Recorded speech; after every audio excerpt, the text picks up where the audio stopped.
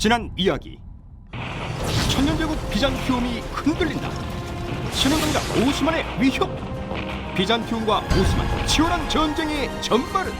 정말 돈으로 먹고 살던 나라가 그렇죠. 돈이 없는 거예요. 컨스탄티노플은 그야말로 어떤 도시국가 수준으로 전락을 해버려요. 아, 저런. 이제 더 이상 제국으로 부를 수가 없는 정도입니다. 이슬람이 분열된 틈에 이 투르크가 원래 싸움을 잘했으니까 갑자기 기회를 잡고 확 일어나는데 네.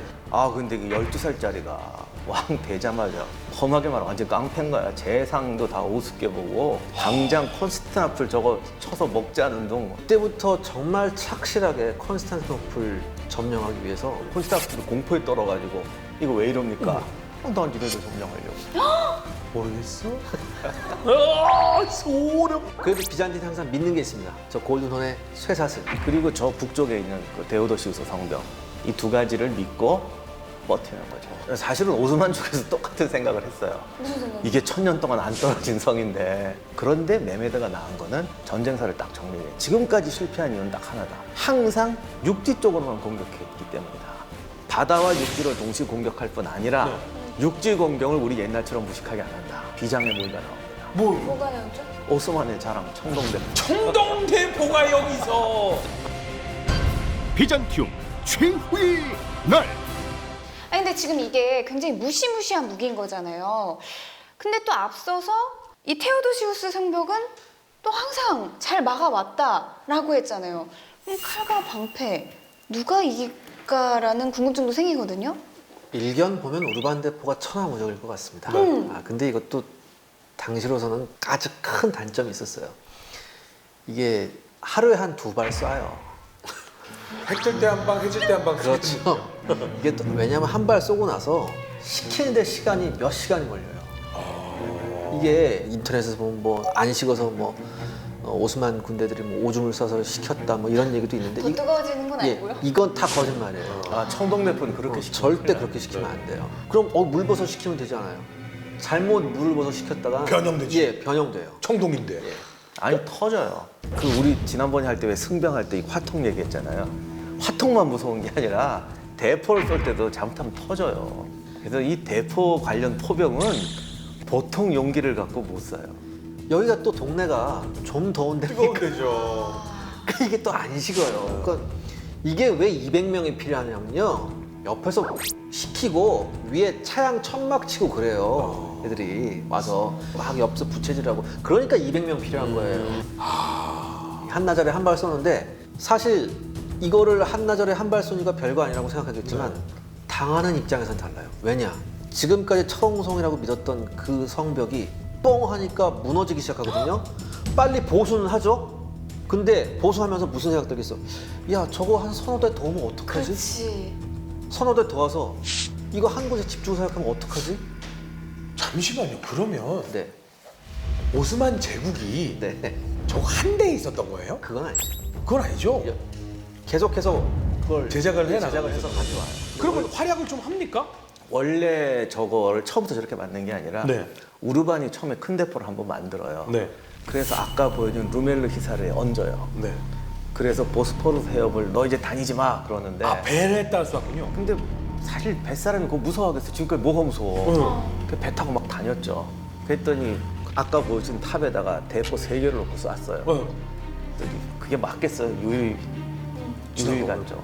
근데 그 다음날 며칠 후에 오던 배를 진짜 맞춰서 한 방에 침몰시켰어요. 저 돌이 배를 뚫고 나가면 그냥 박살나는 거죠. 그걸 어떻게 맞췄는지 근데 이해가 안 가요. 제가 생각하는 이건 완전 럭키샷이에요. 아, 럭키샷이. 정말 럭키샷이었어요. 이게 승리의 여신이 오스만 투르크 쪽에 미소를 지어줬다고밖에 설명이 안 되는 과학적으로는 도저히 불가능한 거예요. 그러면 비잔티움과 교역을 하고 비잔티움에 뭔가를 수송하던 수송배가 가라앉으면서 야, 저기 가면 안 되겠다라는 생각이 들겠네요. 맞습니다. 왜냐하면 이게 맞는 입장에서 그리고 피해를 당한 입장에서 이게 럭키샷이라는 생각을 못 해요. 그럼요. 쟤네가 3발 쏘면 한 거를 맞나 보다. 이 생각을 한단 말이에요. 그렇죠. 거기다가 선장을 잡아다가 오스만이 제일 잔인한 사연고 꼬챙이로 꿰서 죽이는 거 있거든요. 그거 진짜 무시무시한 건데 사람을 꿰서 죽이는데 한 방에 또 안 죽여요. 그걸 꿰일 때 여기 심장이나 혈관을 피해서 꿰면 사흘도 살아있는데 꽂혀 있는 대로 살아서. 베네치아 배였는데 배 선장을 꿰서 전시를 해요. 그러니까 이제 콘스탄티노플은 공포에 떠는 것이고 메메드는 됐어. 그러면 해상 보급로는 그걸로 거의 차단돼 버렸다. 그리고 우르반 대포를 만든 거예요. 저 우르반 대포가 터키한테, 그러니까 쉽게 말해서 오스만 투르크한테 정말 큰 영광을 가져다 줬죠. 하지만 이게 또한 그림자도 줍니다. 왜냐하면 이게 우르반 대포를 한번 써보니까 너무 좋거든요. 그러니까 오스만 투르크 정책이 더 큰 대포, 더 큰 대포 이렇게 나가버려요. 근데 반대로 이때 서구 유럽은 대포란 거 저렇게 크면 하루에 한 발 쏘는데 저게 뭐야? 저렇게 하지 말고 운반하기 쉽고 작은 대포를 만들자. 그것도 철로 만들자. 왜? 청동이 비싸잖아요. 그러니까 여러 가지 시행착오를 겪으면서 주철제 대포를 만드는 쪽으로 진화를 해요. 이게 나중에 레판토 해전에서 커다란 차이가 나요. 사실 오스만 투르크 제국이 우르반 대포만 있는 건 아니에요. 나름 당대 최강의 육군 병력이 있었어요. 찌준 얘기들은 그 최정예 부대 예니체리 예. 있었잖아요. 아직까지 터키 사람들한테 예니체리 하면 최정예 부대의 상징이에요. 네. 그다음에 이제 사파이라고 있어요. 이제 봉건 기사 군대예요. 그러니까 영지에서 군대를 빼오는 형태죠. 그러니까 우리가 알고 있는 좀 봉건주의 시대 때 그렇게 생각하시면 되고, 그다음에 파야대라고 있어요. 이제 민병대나 이제 농민 군대. 이게 이제 국민 개병대식 군대들이죠 이게. 조금은 약한 부대겠네요. 그다음에 이제 아잡스, 그다음에 바시바 조크라고 있는데 약탈 전문대. 그러니까 얘들은 약탈하게 해준다 그러고 모으는 부대. 나름 체계화된 군대를 가지고 있다는 얘기예요, 얘네들이. 그러니까 나가자 오르르 이게 아니고 넌 뭐, 너네는 뭐, 이거 딱딱딱 나눠져 있는 거예요. 니는 약탈. 그렇죠. 근데 이게 단점도 있어요. 우리가 10만이라고 그러면 엄청나게 많은 군대가 그럼요. 있잖아요. 네. 근데 예니체리는 12,000밖에 안 돼요. 만약에 이거 절반 정도 죽으면 언제 쿠데타 날지도 모르고 어느 나라가 쳐들어올지도 몰라요. 그러니까 예니체리를 아껴야 돼. 그렇죠.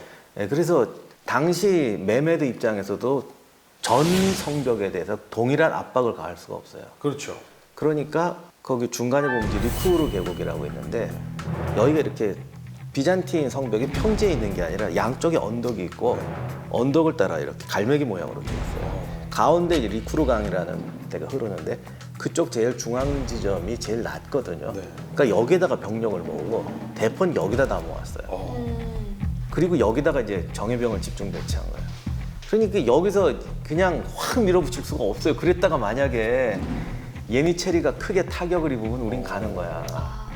그러니까 전 좀 약한 부대는 좌우 이런 데 다 모아놨거든요. 일종의 견제 공격 양동밖에 못해요. 그러니까 이게 수비대도 알아요. 어차피 얘들이 집중타에서 뚫는 데는 리쿠르다. 다른 쪽 애들은 군대 질이 떨어지니까 이 삼중 성벽을 감히 넘지를 못해. 거의 대포도 없고. 그러니까 이제 리쿠르에만 모여서 싸우는 거죠. 지금 저게 예니체리와 그 청동 대표를 우르반 끌고 대포. 가는 그 저게 지금 지하철에서 찍은 거예요. 아, 지하철에도 저렇게 있어요. 지하도벽에 있고 산지사방에 있어요, 자가. 자부심이 어마어마하군요. 그러니까 1453년 증후군이 약간 있대. 우리 같은 뭐 무슨 말씀인지 알 것 같아요. 우리 같으면 지하철에 무슨 꽃 그림이 있다거나 그쵸. 그러잖아요. 근데 터키는 어딜 가든 다 저 시대 때 그 벽화들이 쭉 있어요. 아 근데 이 비잔티움의 성벽 테오도시우스 성벽 그야말로 이 난공불락의 요새를 그렇죠. 어떻게 공격을 하게 되나요? 사실 옛날에는 이 우르반 대포 때문에 무너졌다고 했어요. 설명을 했는데 사실 그건 아니고 또 쏘니까 무너지긴 무너져요. 그러나 어쨌든 성벽도 단단해가지고 하여간 며칠을 쐈어요. 저기가 리쿠르 강 흐르는 쪽에 있던 분이에요. 성 로마누스 군문이라는 데인데 저기서 이제 대포는 다 저쪽에 날라왔어요. 지금도 가면 저기는 외성이 없어요, 아예. 무너져서. 네, 진짜 없어. 저희가 제일 험악하게 깨져 있어요. 근데 저거는 바깥 성벽이 아니라 안에 내 성벽이거든요.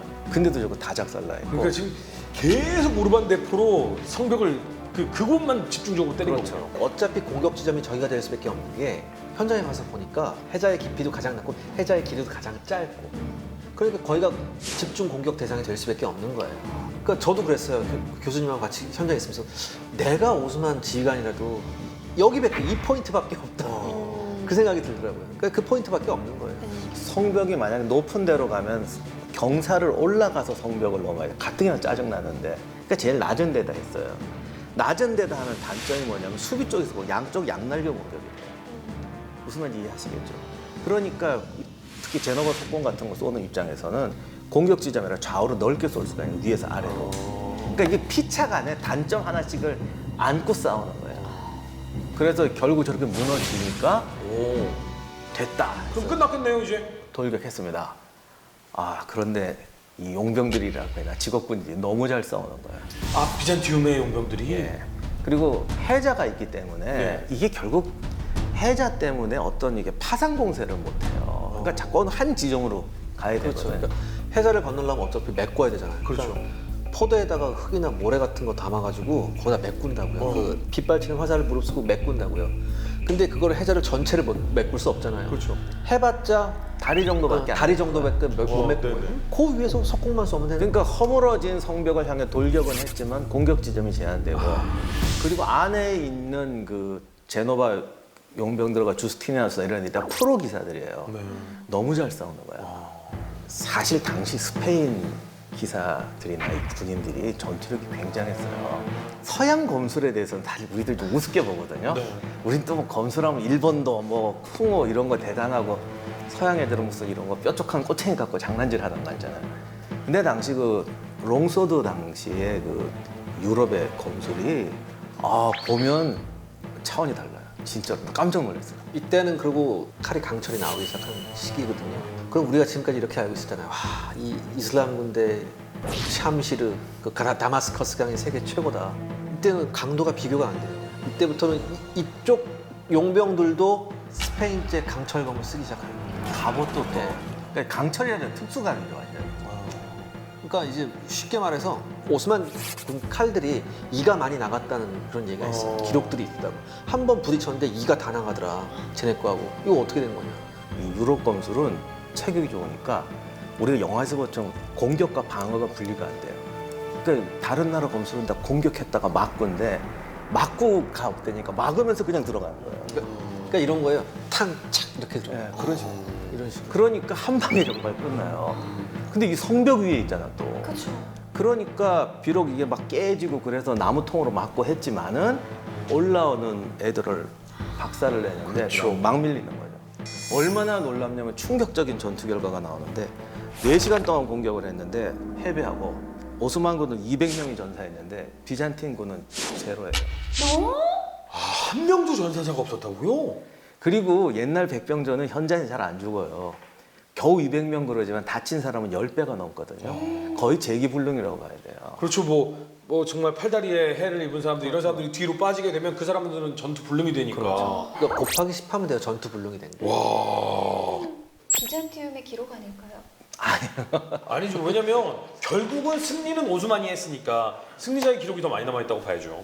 우와. 근데 그러나 어떻게 또 제로가 메메드가 어떤 사람입니까? 좋아, 더 세게. 그래서 50일 넘게 5,000발의 포탄을 날려요. 당시 5,000발이면 정말 굉장히. 게다가 포도 추가가 되고 있는 거잖아요. 지금. 계속 추가해서 문제는 저 리쿠르 성벽 지역에 집중 사격을 한다는 거죠. 사실은 조금씩 뚫렸을 때는 메꾸지만 이게 조금씩 더 많이 뚫리면 헐거워져 있겠네요. 전체적으로 다. 안에서 자체적으로 보수하는 것도 한계가 있거든요. 그렇죠. 나중에 어떤 상황이 되냐면 저쪽 뒤쪽 성벽에서 자재를 빼다가 여기를 막아야 되는 상황이 생겨버린다는 거예요. 그러니까 한계, 그러니까 임계치에 다다른 거죠. 드디어. 어떻게 보면 이거 체력전이에요. 구멍 나면 메꾸거든요. 또 구멍. 근데 이제 문제는 낮이나 밤이나 쏘진 못해. 이게 텀이 길어서. 네. 그러면 이제 밤에 또 막 수리하는 거예요. 그러면서 체력전을 50여를 버텼는데 어쨌나 이제는 여기저기 구멍이 많이 네. 났어요. 그럼 이제는 지난번에 한 군데 공격했다 당했으니 여러 군데로 동시 공격 해서 들이미는데 또 깨지고. 아니 구멍도 많이 났겠다. 이제 해저도 많이 메꿨겠다. 여러 군데에서 동시에 들어가고 그리고 병력도 훨씬 많은데 근데 깨졌다고요. 700명이라고 해도 구멍 10개 70명씩 막을 수 있어요. 어차피 근데 양쪽 탑에서 쏘는 석궁병들이 많을 필요도 없어요. 각 탑에 10명씩만 있어도 이거는 어마어마한 병력을 막을 수 있는 거거든요. 그 다음에 뚫린 구멍으로 들어온다 한들 여기서 뒤에서 또 지키고 있는 용병들하고 싸우게 되니까 이게 끊임없이 소모전이 되거든요. 근데 이 소모전을 과연 얼마만큼 견딜 수 있느냐. 그렇죠. 양쪽이 그게 문제였거든요. 네. 근데 이때까지만 해도 아직 콘스탄티노플은 함락이 되지 않아요. 몇 번을 막아냅니다. 대단하네요. 아 진짜? 아니 근데 오스만 입장에서는 그 어마무시한 청동대포도 있고 뭐 수적으로도 우리가 충분히 해볼 수 있다라고 생각을 했는데 이렇게 쉽지가 함락이 않네요. 되면은 그러니까 이게 완전히 성벽을 그냥 한 20m, 30m 드러낼 수 있을 정도의 포격을 하면 괜찮은데 그 정도는 안 되고 또 메꾸고 그 또 살 뒤에 성벽 또 있고 그러니까 그 정도의 드러내는 포격이 안 되는 거예요. 그러면 일단 육상전에서 이렇게 치열하게 포격을 가하고 50일간 뚫으려고 해도 안 뚫렸으면 사실 해상에 있어서는 보급로는 차단을 해놨거든요. 그러면 해상으로 밀고 들어가는 방법은 없습니까? 그래서 이제 해군을 동원을 했죠. 네. 열받아서. 이제 처음에는 이제 배 세척인가를 해서 돌진해서 쇠사슬을 끊어보려고 했는데 아직 쇠사슬이 끄떡도 안 하네. 그래서 그냥 이제 포위하고 이제 어떻게 들어가야지 하고 이제 거기서 이제 밀고 당기고 하고 있었는데 교황이 보냈던 그 지원 물자를 실은 수송선 한 척하고 네. 그걸 엄호하는 갤리선 세척이 저기 나타났어요. 아 근데 역시 프로들이 무서워요. 앞에 지금 오스만 함대가 진을 치고 있잖아. 근데 거길 뚫고 들어가는 거야. 나 잡아봐라 뭐 이런 거. 아 근데 왜냐하면 이때 유럽 쪽에 배가 비잔티 쪽에 배가 훨씬 빨랐어요. 바이킹 계속 후손이거든요 이쪽이. 그러니까 바이킹 타입의 배였고 얘네들은 무역을 했기 때문에 빨리 가야 되거든요. 근데 오스만 배는 무역을 해본 적이 없는 애들이잖아요. 그러니까 배 어떤 그 구조적인 게 달랐어요. 그러니까 훨씬 느렸단 말이에요.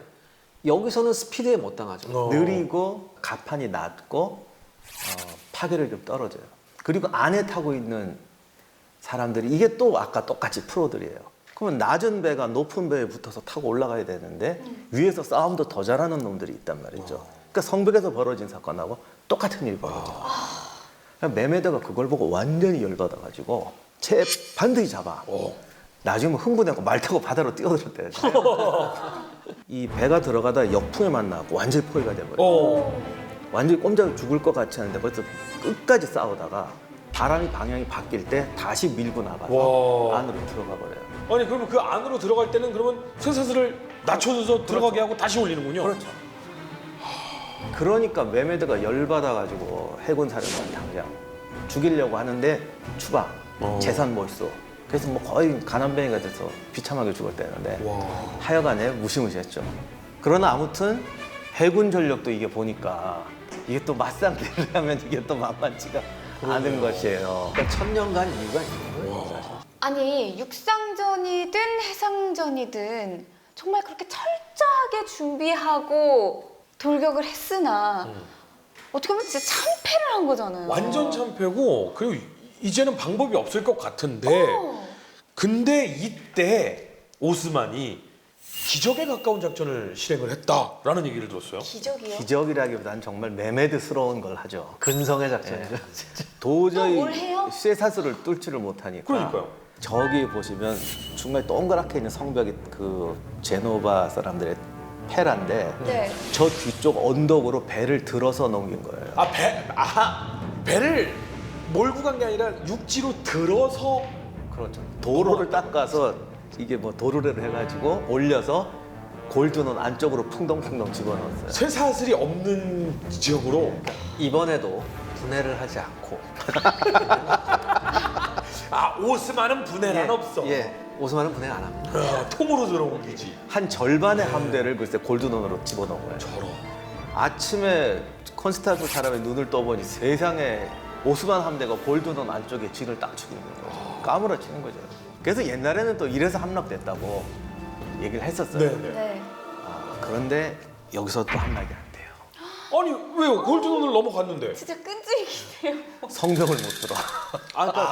반대도 성맥은 있으니까. 성벽은 정말 뚫기 힘들어요. 그러니까 어떻게 보면 지금 와서 생각하는데 저때 테오도시우스 성벽은 일종의 오버 테크놀로지 아닌가라는 생각이 들 정도로 정말 견고했었어요. 그러나 한 가지 성과는 거둬요. 뭐 골드논 안쪽으로 오스만 함대가 들어오니까 페라하고 이 비잔틴하고 연결이 끊어져. 완전히 분리가 돼요. 그러면 비잔틴은 콘스탄티노플은 한마디로 이젠 그 어떤 곳의 도움도 받지 그렇죠. 못하는. 사실은 페라지고는 국제법상으로는 제노바 땅 같은 데였기 때문에 오스만 사람들 건드리질 않았어요. 그냥 그쪽으로 배들은 다니고 몰래 밤에 저기 식량도 대주고 지원병도 오고 그랬대. 근데 이제 그 딱 하니까 아, 틀렸다 싶어가지고 저희가 끊어진 거야. 그러니까 이제 말려서 고사시키는 전략을 근데 사용하는 포이전을 당하는 사람들은요. 하여간 뭔가 끊어졌다라는 것이 굉장히 극심한 공포가 가져요. 그렇죠. 그러니까 2차 대전 때도 보면은 우리 지난 시간에 했지만 터키군은 화약이 떨어지면 조국에서 죽어라 이거 되는데 네. 유럽 사람들은 그런 거 없어요. 탄약이 떨어지면 아 우린 할 만큼 다 했다. 그래서 탄약이 있을 때까지 막 결사적으로 항전하다가 뚝 떨어지면 끝 이러고. 방법 인도주의적으로 대해줘 포로 협정 이런 거. 그래서 2차 대전 때 깜짝깜짝 놀란 게 저렇게 격렬하게 싸우던 애들이 갑자기 그냥 손 들고 나오는 거예요. 근데 그만큼 뭔가 끊어진다는 게요. 포위된 사람들한테는 굉장한 공포가. 그렇죠. 하지만 그렇다고 해서 이 천년을 지켜온 이 제국을 그렇다고 그만 항복 포로 대우해 주삼 이렇게는 안 되잖아요. 포기할 수 없죠. 다시 한번 우리 허준 씨가 좋아하는 대포. 또 한 번 리크루 지역으로 총 집결해서 총 공격을 합니다. 다시 한 번 더 집중 공격하는군요. 근성의 비잔티움 네. 또 막아내죠. 와. 근데 지금 같은 얘기가 계속해서 반복되는 느낌이에요. 이걸 보면 진짜 메메드의 집념이 정말 대단하다라고 생각이 드는데 여기서 좀 끝날 줄 알았더니 또 한 번 등장을 한다면서요. 그게 또 매매드스러운 작전을 또 쓰죠. 땅굴 파기. 이번엔 땅굴을 파요. 근데 이게 땅굴 파는 거는 성벽 그 공성들이 흔히 쓰는 수법인데 상상 초월의 땅굴을 파요. 또 광부들 소집해다가 도저히 못 팔고 해자 밑으로. 왜냐면 해자 밑으로 가야 되잖아요. 물 밑으로. 물 아래쪽. 물 아래쪽으로 가야 돼. 그리고 그 파는 입구가 들키면 안쪽에서도 알거든요. 그걸 또 위장을 해야 돼요. 그냥 뭐 공성탑 같은 거 막 세워갖고 하고 거길 들어가서 파는데 이 언덕 밑에 이걸 파니까 지상 60m 밑으로 파는 거예요. 안반수 나오겠는데요. 아니 실제로 공사다가 깔려 많은 죽고. 수가 익사를 합니다. 물이 아니 지하수가 터져 그렇겠죠. 나오고. 그 위에 있는 해자가 무너져가지고 많은 수가 익사. 아 근데 메메드 집념은 정말 예, 대단하네요. 근데 안에 있는 수입병들 알긴 알아요. 땅굴 파는구나.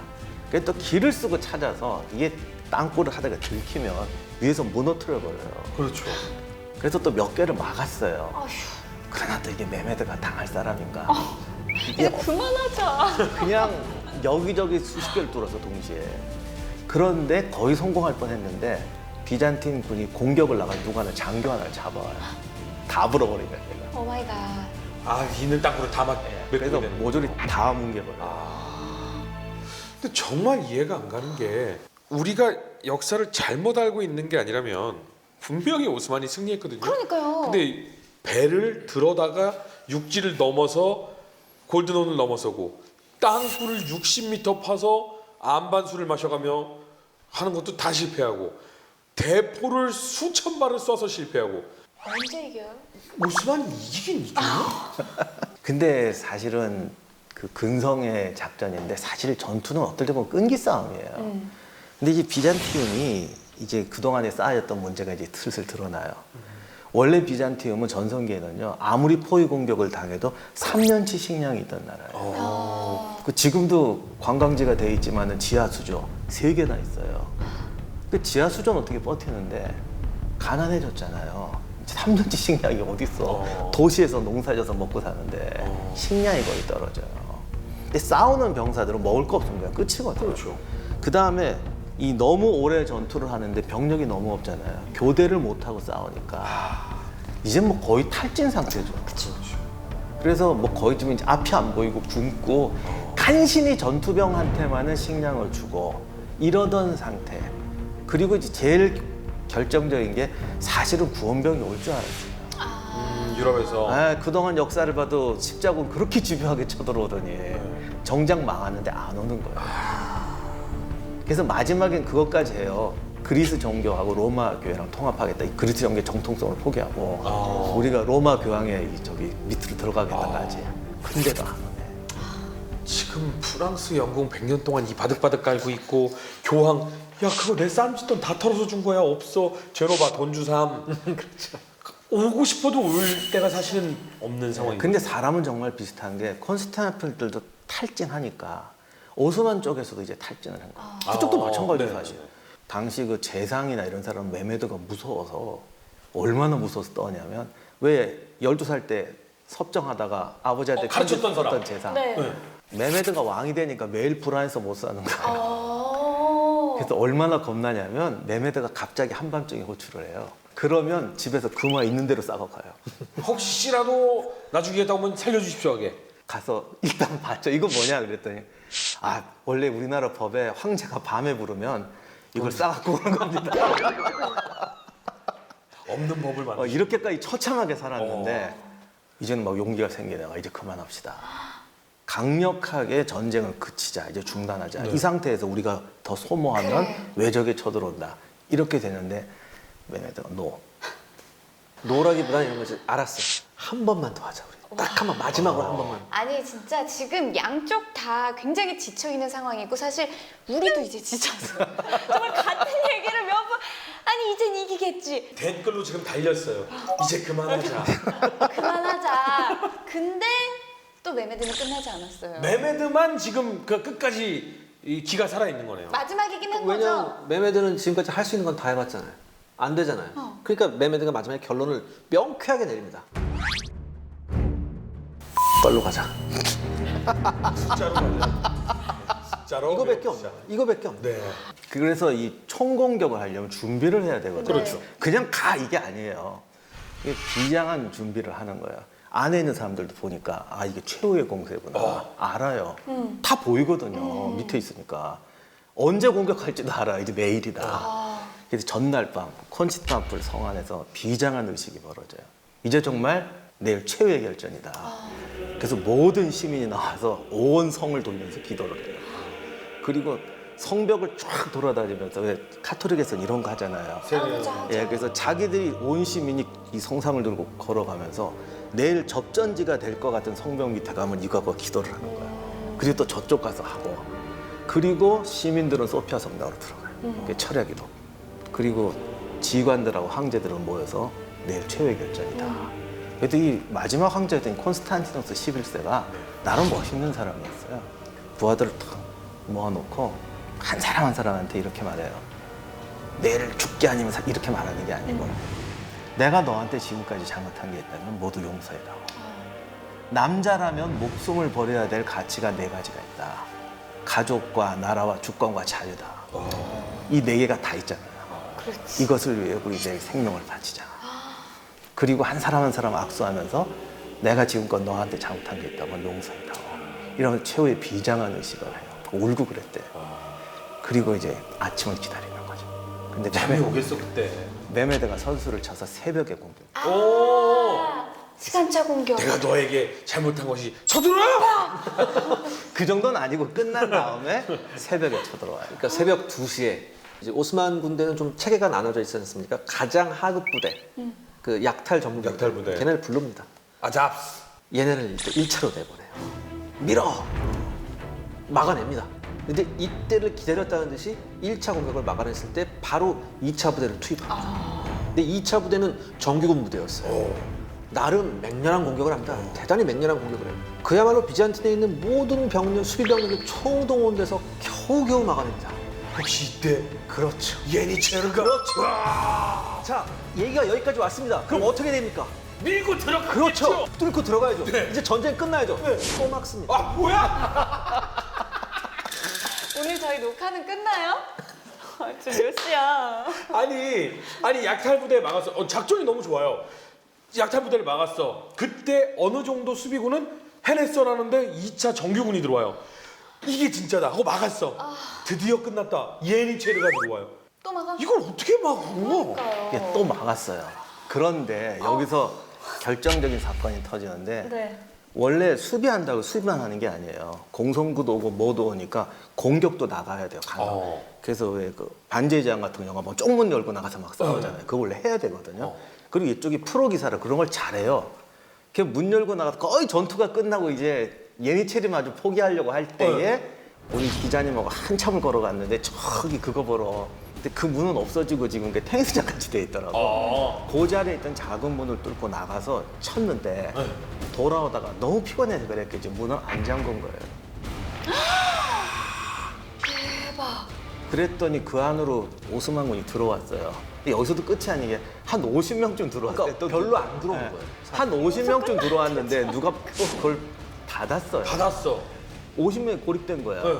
근데 지금 여기가 비잔팅은 병력이 없잖아요. 그쵸. 그러니까 성벽으로 그냥 아무 데나 막 도망을 가기 시작했어요. 오스만 군들이 예. 근데 이게 우리가 이건 정말 가보고 아는 건데 이쪽이 낮은 지대예요. 네. 리쿠르강은 이쪽에서 낮은 데고 네. 중간에 이렇게 제일 높은 언덕이 네. 있어요. 그러니까 여기서는 저쪽 사정이 전혀 안 보여요. 모르죠. 아, 네. 그러니까 얘들이 막 가다가 미쳤는지 꼭대기에다 깃발을 세운 거야. 그러니까 다른 쪽에서는 어떻게 생각하겠어? 뚫렸다. 점령당했다. 그때부터는 급속한 공포가 퍼지기 시작했어. 거기다 또 사건이 하나 터지는데 마침 이때 그 지금까지 잘 싸우던 제노바 용병대장 주스티니아누스가 포탄 파편에 맞아 부상을 했습니다. 그런데 결사항전 한다고 이선의 성문을 다 잠궈놨거든요. 근데 지금까지 잘 싸우던 이 아저씨가 황제 보고 나 다쳤으니까 이제 제노바 배로 후송시켜달라. 거기는 요즘 말로 하면 국제선이라서 오스만이 못 들어오거든요. 나 다쳤으니까 보내달라고 그래요. 그러니까 황제가 지금 이 급박한 상황인데 지관이 네가 빠지면 어떡하냐. 여기를 지켜라. 그랬더니 안 돼. 나 죽을 것 같으니까 보내줘. 근데 황제가 너무 착했는지 마음이 약해졌는지 들어줘요? 열어줘요. 문을 여는데 저쪽에 깃발 섰지. 오스만군 몇십 명이 일로 뛰어오지. 대장은 문 열고 뒤로 빠져나가지. 그걸 보는 순간 수비대가 아 틀렸구나 그러고 일제히 도망쳤어요. 황제 판단 미스 아닐까요? 글쎄 모르겠어요. 이게 이건 운명의 사실은 장난인지. 오스만의 승리라기보다는 기적의 승리. 그러니까요. 어떻게 보면 비잔틴의 자멸이라고도 볼 수 있죠. 그 마지막 그 작은 거 하나 때문에. 그래서 마지막 부대 공격하자 리쿠르 쪽에서 만색으로 밀고 들어옵니다. 그러면 여기저기서 무너지는데 성벽에 사람 없어지는 거 금방 보이거든. 그러니까 전 성벽에서 군대가 같이 밀거든. 그때부터 열린 거지. 아니, 지금까지 말하는 과정은 정말 어마어마했거든요. 약간 아 이제는 끝났으면 하는 바람이었는데 정작 끝은 굉장히 허무하게. 마지막 얘기를 딱 듣고 무슨 생각이 들잖아요? 이렇게 끝나는 건 좀 그렇지 않나? 이렇게 끝날 거면 좀 일찍 끝나면 안 좀 더 됐을까? 드라마틱한 게 있었어야 좀 더 되지 어떤 않나? 장엄한 최후. 맞아요. 모든 더 이상 어떻게 드라마틱하게 아니 근데 과정이 정말 아니, 드라마틱하긴 했어요. 교수님 쪽문이 열려서 들어간 게 이게 나비 효과도 아니고 쪽문이 열려서 50명 들어간 게 10만 명을 막아냈던 군대를 무너뜨린 거잖아요. 아 근데 우리가 어떤 사건은요 다 작은 것 같아요. 그러나 사실은 이게 다 그동안 누적된 거죠. 그동안 정말 대포 쏘고 배 들어 나르고 이 모든 게 쌓여서 그런 작은 맞아요, 실수가 맞아요. 벌어져요. 근데 아무리 그래도 그건 여기, 정답이에요. 여기서 도대체 우르바는 뭘 한 거예요? 여기서 이걸 생각해 보셔야 돼요. 양쪽 모두 다 한계까지 지쳤어요. 맞아요. 근데 이때는 어느 쪽에서 사기가 오르느냐가 문제거든요. 한 번 사기가 오르면 이제까지 피곤한 게 다 잊어버려지죠. 그렇지. 반대로 한계점에 왔는데 적군의 깃발이 우리 성벽에 올라갔어요. 이때 좀 포기하게 되죠. 그렇지. 사실은 비잔틴군의 전투력이 떨어진다고 하더라도 성벽에 서서 그냥 방패라도 들고 있는 애들이 조금만 있었어도 이 사건이 안 났어요. 걔들이 거기서부터 이쪽 올 때까지 무저항으로 왔거든. 그리고 저쪽 상황 전혀 연결이 안 되고. 그러니까 그런 사람조차 없었다는 거. 이게 사실 그 메메드 입장에서도 최후의 도박이었기 때문에 이거 잘 막았으면 아, 안 돼. 야, 가자. 그럴 수도 있었어요, 사실. 그쵸, 그쵸. 그럴지도 몰라요. 비잔티움이 지금까지 있었을 수도 있어요. 그러니까요. 야 여긴 역사가 어마어마해 이럴 수도 있어요. 아니 근데 사실은 많은 학자들이 좀 허무하긴 하잖아요. 네. 그러나 이때 함락 안 됐어도 곧 끝났을 거라고 얘기해요. 그건 맞네. 다만 역사는 모르는 건데 그렇죠. 좋게 생각하면은 이때 막아냈으면 700명만 보내줘도 저걸 막네? 그렇죠. 그러면 그 다음에 한 1000명, 2000명이 그렇죠. 왔을 수도 있어요. 1000명, 2000명은 사실은 영주들이 몇만 그렇죠. 뭉쳐도 예. 충분히 만들어낼 수 있는 그랬을 병력이니까. 수도 있는데 뭐 아무튼 그래도 더 이상은 버티기 힘든 나라였어. 오스만은 떠오르는 별이고. 진짜 박사님이 말씀하신 대로 그동안 이제 쌓여온 것이 그렇죠. 있고 결정적인 건 작을지언정 결국에는 그동안 이렇게 쭉 왔던 게 있다 보니까 결국 이렇게 천년의 도시라고 불렸던 비잔티움 제국이 멸망하게 되는데요. 그런데 이 두 나라가 점령 직전에 긴밀한 접촉이 비잔티움과 오스만이요? 네, 그러니까 있었다고 이른바 해요. 이제 항복 협상이죠. 쉽게 말해서 항복 협상이에요. 근데 사실상 오스만 측에서도 불안한 건 있었죠. 왜냐하면 이때 본격적으로 만약에 유럽 군대가 또 개입하게 되면 일이 또 엉뚱한 양상으로 갈 수 있다. 이렇게 했는데 메메드가 누굽니까? 근성의 메메드. 야, 내가 어떻게 해서 여기까지 왔는데 필요 없어. 우리 무조건 간다. 콘스탄티노플 성소피아 오늘 우리 들어가 버리죠. 좋습니다. 그러면 이제 비잔티움은 결국 오스만 투르크 근성의 메메드에게 넘어가고 맙니다. 그런데 사실은 저희가 배웠기로는 특히나 중세 시대에는 도시가 점령당하고 적군이 들어오게 되면 이제 약탈이 시작이 되지 않습니까? 요게 당연한 수순이었겠죠. 당시 관행이 3일간 약탈을 허용하는 거였어요. 전에 기자님 말씀하신 진짜 헬게이트 옛날도 아니고 저번에 한 말했지만 20세기까지 내내 그래요. 네. 열리면 끝이에요. 그래서 3일간 약탈을 허용하는데 다만 소피아 성당하고 사도 성당이라고 두 가지는 건드리지 마라.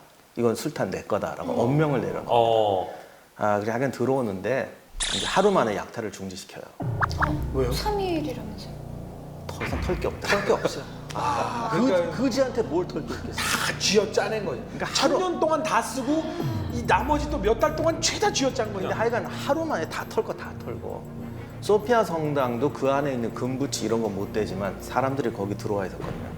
군대가 밀고 들어와서 그러니까 몸값 못 낼 것 같은 가난한 현장에서 죽이고 좀 있어 보이는 애는 포로로 잡아가고 뭐 여자들은 뭐 가난하고 부자 할 것 없이 모조리 다 챙기고 나중에 이제 메메드가 탁 들어왔더니 피바다가 되어 있는데 들어왔더니 어떤 애가 뭐 이 보석을 뜯고 있더래요.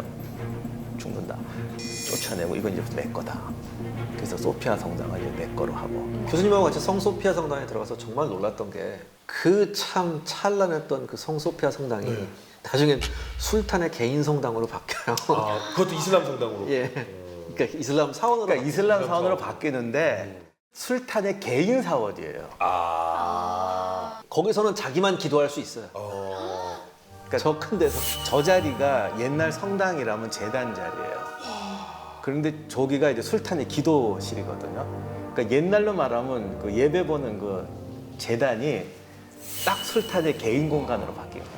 근데 정말 비잔티움 그리고 이스탄불 와 가보고 싶다 이런 생각이 또 드네요. 아마 기회가 되시면 정말 가보시면 저는 그걸 느꼈어요. 솔직히 살아 숨쉬는 역사 그걸 정말 느꼈어요. 그걸 아니까 두 분은 너무너무 가서 행복하셨던 건데 근데 만약에 지금 도큐멘터리 전생들을 보신 분들이나 우리가 가면 그쵸. 바깥에 문부터 보면서 그리고 가장 낮은 해자가 있었던 그 자리에 여기가 그러면 오스만이 가장 많이 포격을 가했던 청동대포에 포격을 가했던 곳이고 그럼 이 문이 있었던 자리 쪽문으로 들어갔던 곳이고 성소피아 성당을 보고 근데 진짜 아는 만큼 보인다고 오늘 물론 항상 뜻깊은 도큐멘터리 전생사지만 오늘 화는 정말 네. 뜻깊지 않을까. 그리고 전 태어나서 처음으로 이스탄불이라는 곳에 한번 가보고 싶다라는 생각이 들었어요. 그 이스탄불은 좀 상상이 필요한데요. 지금 그러니까 오스만 시대 이스탄불은 또 나름의 매력과 전혀 다른 게 있는데 그냥 오늘 비잔틴 편에서 네네. 말을 하자면 거리를 다니면서 옛날 모습을 찾을 수는 없지만 옛날 이 도시가 어떻게 만들어졌을 거라는 거 이제 약간의 복원도나 이런 거 그렇죠. 보고 보면은 왜 콘스탄티누스가 여기다가 도시를 세웠고 이게 왜 로마 그 넓은 지역에서 최고의 자리였는가. 정말 신의 도시라는 이름이 어울릴 정도로 어떤 로마의 건축술과 예술과 지형이 딱 들어가는데 더욱이 기가 막힌 게 신과 인간이 만나는 것 같은 자리. 그러니까 나중에 오스만도 거기 와서 성당 자리에 그대로 세우는 게 저기 언덕이 있거든요. 언덕이 많은데 언덕 꼭대기마다 성당이 있어요. 그 다 유서 깊은 성당들이에요. 이게 양쪽으로 바다가 갈라져요. 좁은 해협이. 그러니까 아침 저녁으로 기류가 확 변한다고. 그러면 오후나 저녁 때쯤 되면 저 하늘 타락타가도 성당 탑 위에 지붕으로 하늘이 구름이 정말 고속 촬영 무슨 일부러 만들어 돌리는 것처럼 쫙 움직이는데 그것만 봐도 정말 신이 무슨 응답하는 거예요. 그만하세요. 가고 싶으니까. 너무 가고 싶습니다. 근데 그나저나 우리가 잠깐 잊고 있었는데 이 비잔티움을 오랫도록 이끌어온 황제 체우는 어떻게 되나요? 오스만 군대를 향해 장엄하게 돌격을 합니다. 그리고 장렬한 전사를 하죠. 뭐 시체를 못 찾았다는 얘기도 있는데 아무튼 그래도 마지막에 황제의 자존심은 지키지 않았을까. 그러니까 천년을 이어온 왕국의 마지막 왕으로서의 그 위용은 네, 멋있게 보이긴 하네요. 멋있다기보다는 좀 꼴사나운 모습을 보여주기 싫었겠죠. 이 사람도 나름대로. 그래도 나라가 망할 때 그런 말을 하고 죽는 황제는 역사를 통해서 별로 없어요. 네. 우리가 많이 봤잖아요. 네. 나라는 망해도 자기는 왕은 살고 그 대대손돈 그 지역 가가지고 잘 먹고 대우받고 살잖아요. 맞아요. 자, 어쨌든 천년의 역사는 이렇게 해서 마무리가 됐습니다. 하지만 아직까지도 이렇게 현대 문명 속에서도 그 역사를 남기고 위용을 자랑하고 있습니다. 천년의 역사 비잔티움 마무리 지으면서 혹시 하고 싶으신 얘기가 있으시다면? 비잔틴이 1000년을 지켜왔다. 근데 1000년을 지킨 비결이 하나가 하나가 테크놀로지였어요. 당시 데오도시우스 성벽 같은 건 최첨단 테크놀로지였거든요. 그런데 아까 우리 루메르 시사를 얘기할 때 둥근 원통형 탑 얘기했잖아요. 이게 대포를 위한 탑이거든요. 콘스탄티노플 마지막 전투가 벌어졌을 때 여기에도 대포가 있었는데 성벽에 대포를 설치했더니 성벽이 흔들려요. 결국 콘스탄티노플이 1000년을 지켜온 거는 부와 테크놀로지였는데 망할 때 보면 부도 사라지고 사실은 테크놀로지에서도 밀렸어요. 이젠 대포를 감당할 수 없고 대포를 쏠 수도 없는 성벽이었던 거죠. 천년 제국이 무너진 건 안타깝지만 그 천년 제국이 왜 무너졌느냐. 결국 국가가 국부와 기술이 처질 때 멸망하는 것이더라. 이것이 정말 중요한 교훈이라고 생각됩니다. 다음 이야기. 유럽의 강자로 떠오른 오스만의 다음 목표 로도스. 지중해의 패권을 장악하기 위한 최대의 승부처. 1, 2차에 걸친 결사항전이 시작된다. 로도스 공방전. 메메드가 콘스탄티노플을 점령하더니 바로 바다로 나오는 거예요. 끝이 아니었던 거네요. 시작. 그러니까요. 그때 메메드 나이가 26살이에요. 구호기사단이라고 있지 않습니까? 있었죠. 그들이 십자군 전쟁이 끝난 이후로 저 로도스 성으로 갑니다. 이렇게 돼 있는데 그 앞에 딱 있으니까 그렇죠. 뻗어나가기가 너무 그러니까 그 레반트 항로에 딱 길목에 있어요. 그리고 구호기사단 측에 소속되어 있던 이 기사들은 일당백 수준의 전투를 하고 있었습니다. 구호기사단은 자신감이 있었죠. 붙어요. 웬만하면 우리가 이제 깨질 일이 없겠다. 드루아 브라도 1480년에 1차 침공이 이루어집니다. 160척의 함선을 동원합니다. 그러니까 이제까지 나왔던 모든 공성 병기를 총동원한 공격이 시작이 되는 거죠.